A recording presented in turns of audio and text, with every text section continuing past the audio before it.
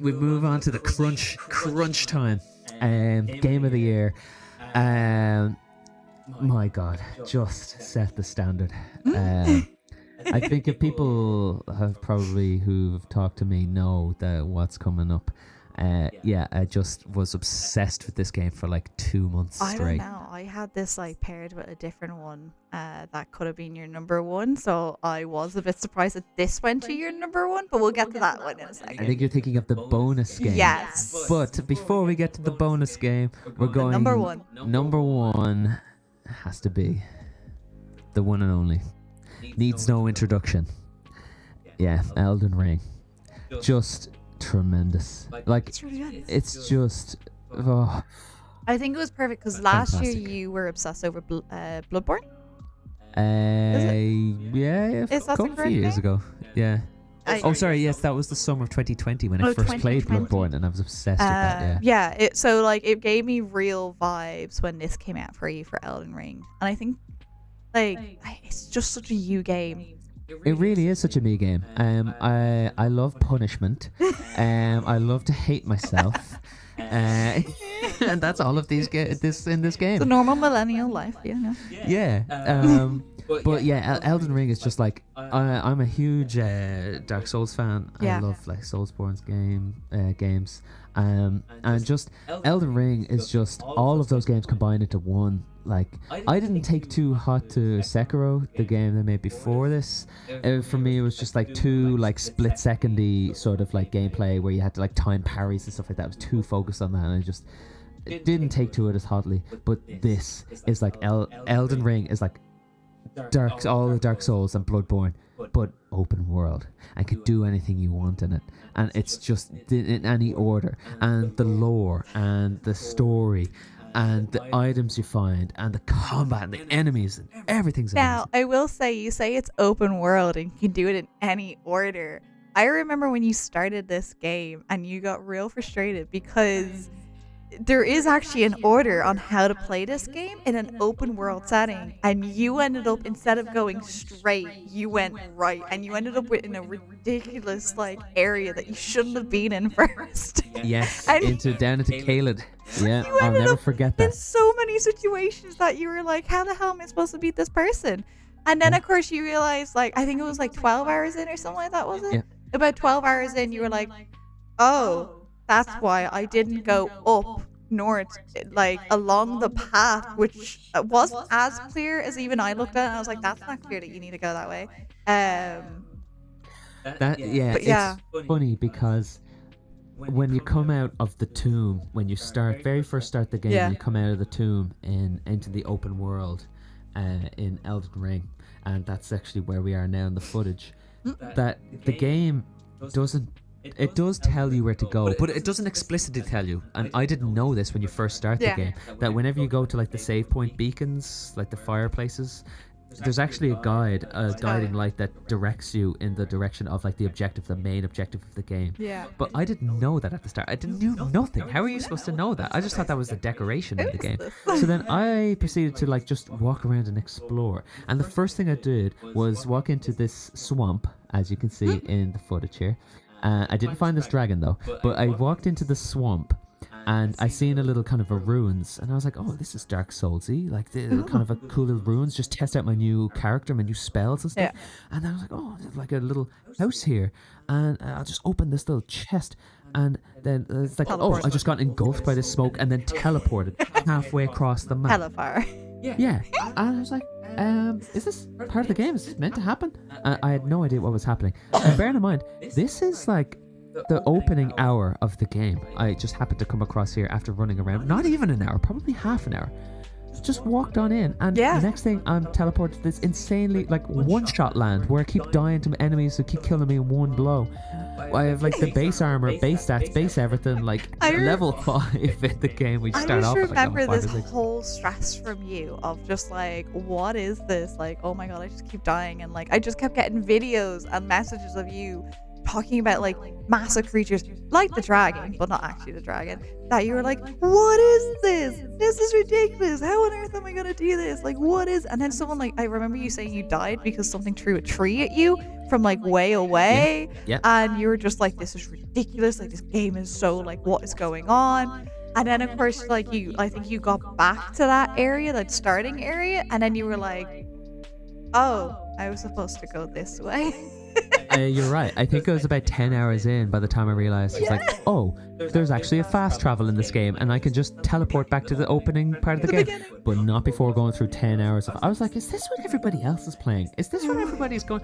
I'm being killed by the first enemy I come across in one shot. But in saying so, is you weren't the only one who opened that chest and got teleported, because my friends, they were playing it and they got teleported as well.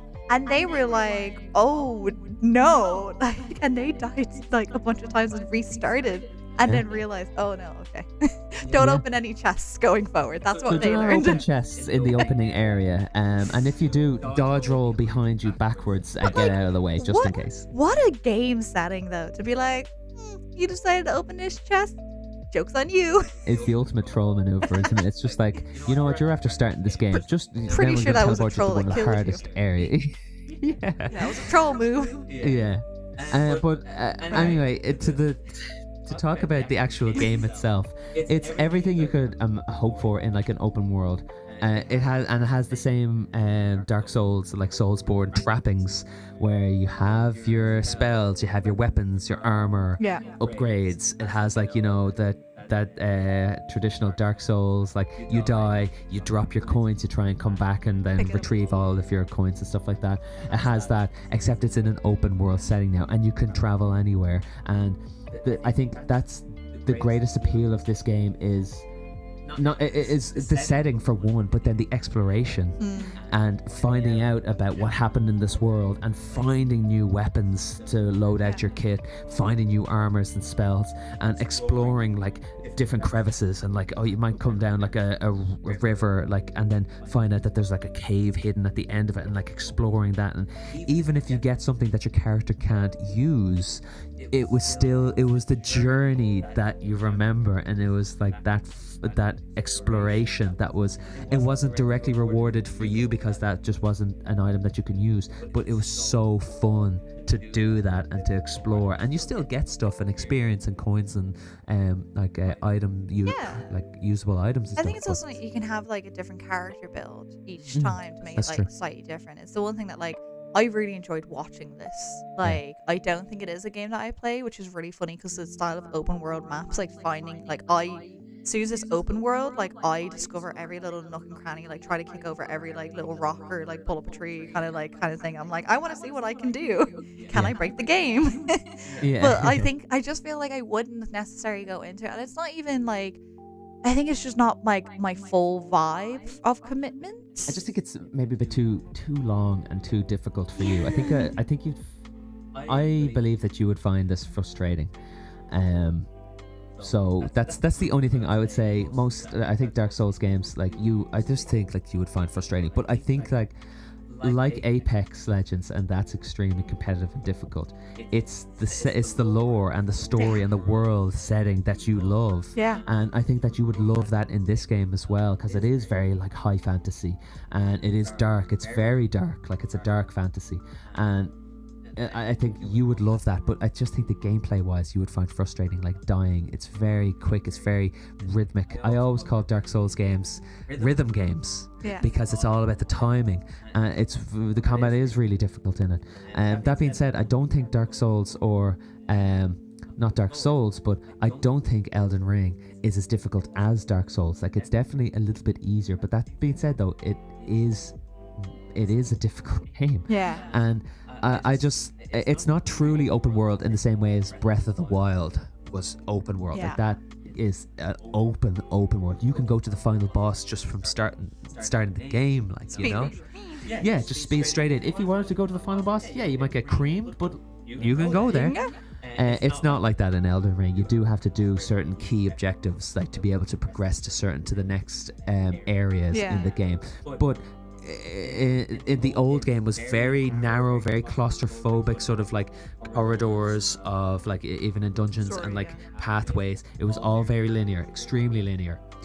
But Elden Ring is not like that at all. It's like super open world compared to the other games, and that's like to its benefit because there's so much to explore. And the lore as well, like they really did like it was written by George R.R. Martin. He helped write and create the universe and like all the background stories of all the major characters in the game, and all the different like princes and kings and queens and all different kind of like people that come with that, and it is truly high fantasy. It's excellent. Yeah, that's the thing, is like I know you were like raving on this game for ages. Definitely for me it's the aesthetic and the lore and everything behind it makes me want to play it.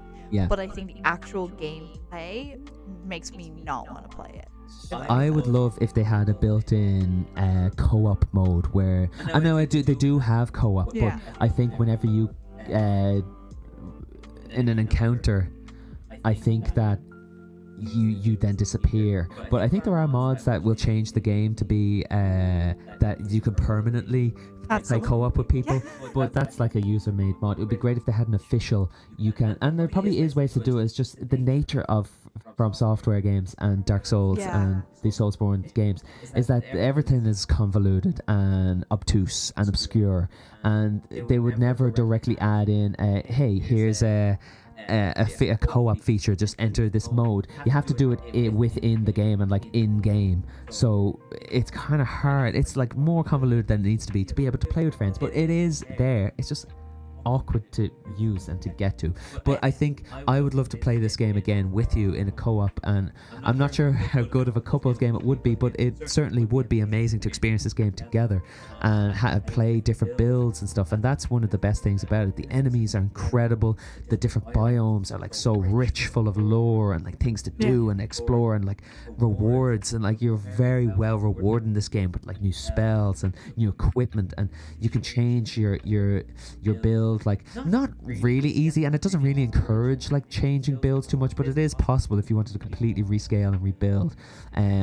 But I would say the best thing about Elden Ring is just the sense of wonder and mystery, like what's around the next corner, what enemies are there, what kind of like, and the enemy designs are so lush, like they're incredible, and everything is so high fantasy, and it's a very dark world, like it is a depressing dark world, like and like it's just like I said, like magnificent character. Bosses are incredible. They're huge, big monstrous creatures, very formidable.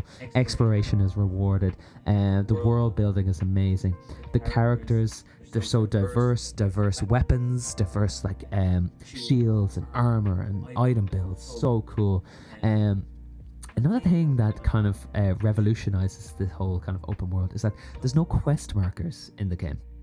So in a typical Dark Souls like fashion, there's no, everything again is obscured, away from view. It's all like you have to follow this sort of like in your head sort of thing, or with a notebook or something. But it's not like, oh, this person's giving you a quest, go to this spot. It's like you need to be listening to what this guy is saying to be like, go here, and then follow up like immediately, or else like for fear of like forgetting or not knowing. And I kind of think that's really cool. I like that because there's a huge pushback against the open world games now where there's too much muck in the map to do things. It's just doing things for the sake of having things to do, and that is crap. So I like this more natural approach where there's nothing on the map and you then go and find things to put on the map. The same way as like Elden Ring does that well. You're like filling out the map as you progress, as opposed to the map was already filled and you just go and do the things there. That doesn't encourage exploration or mystery because you already know it's there. But Elden Ring does the opposite. You explore and fill out the map, and that encourages the mystery, and you're very well rewarded for that. And that's one of my favorite parts of this game. And there's loads of secrets to find. Now, it wouldn't be an Elden Ring or Dark Souls FromSoft game without some downers. The end game, coming up to the ending of the game. phenomenally different. Different? It is different, but it's very difficult. So tough, so hard. It's a slog. Like, it really is a slog. And I will be the first person to tell you that I had to like get go online and get like co-op buddies, like random guys online to help me finish it, because it was just so hard.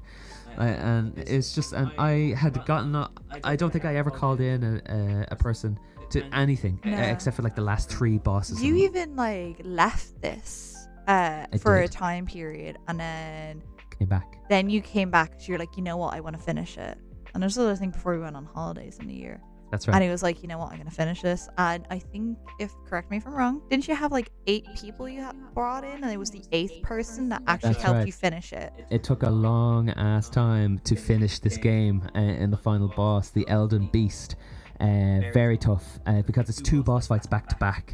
Without like, and you have to use the same, heals and like all skills and stuff like that. Like, so you don't get a time to like rest, reset, move on. You have to be 2 back to back. So if you lose to the final one, you have to do the first one again. Or is that true? I don't know. You played it? No, I think it is true. Yeah, no, that is right. Yeah, but that's there's not a save point in between. Kind of. No. But save points are pretty gracious in the game. I think like they're pretty good. Like, they're not mean with the save points. So, but it is like it's excellent. Like, but now another bad thing is like the user interface I find is kind of clunky, a little bit unintuitive. You can't like sell or spend runes at the Sites of Grace. Now they might have changed that since I've played it, but I remember at the time I was like, why can't you see or spend your points to come out and then go away and then sell the point, and then you can see that it's kind of not very. And there's no compare screen on the equipment. There should be a dedicated compare your equipment so you can see which ones are better than what, instead of like just, oh, blue is this and better. I want to see like full breakdowns of like exactly, yeah. So that was another thing, and it kind of requires a previous knowledge of other FromSoft games, like other Dark Souls games, to kind of know what's going on. I feel like if you'd never played a Dark Souls or a Soulsborne game before in your life and you came into this, yes, it's very welcoming and it's much easier to get into the other ones, but you still have to know there's a lot of like different idiosyncrasies, like how items work, how weapons work, timings for monsters, different builds, like some things are just very hidden away from plain sight, like how interfaces and items work. And even I was struggling at the start. I was like, I've played these before, just trying to get used to it again. Things like weapon scaling, like how weapons progress and upgrade, very obtuse and weird.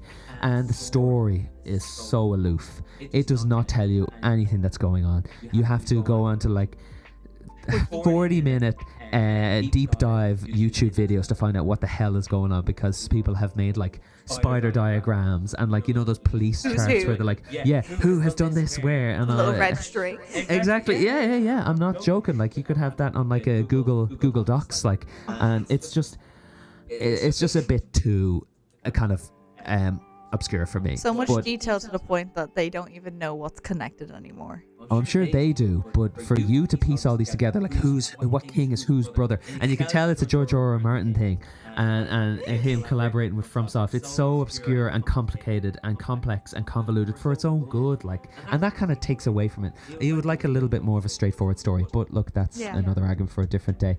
Item crafting as well is something they kind of introduced. I don't think it doesn't really work in the game. It doesn't hit quite well.